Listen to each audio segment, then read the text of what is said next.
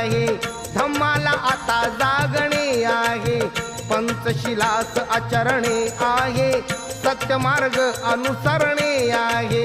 भुकेला जर कुणी दारी आला, पोटभर घाल भोजन त्याला, लाभे आनंद खरा जीवनाला, खरे सुख मिळवा समाधानाला. जग जिंकावे गोडवाणीन, जग जिंकावे प्रेम भावान, प्रवचन ऐकावे मन लावून, प्रसन्न होईल हे तन मन.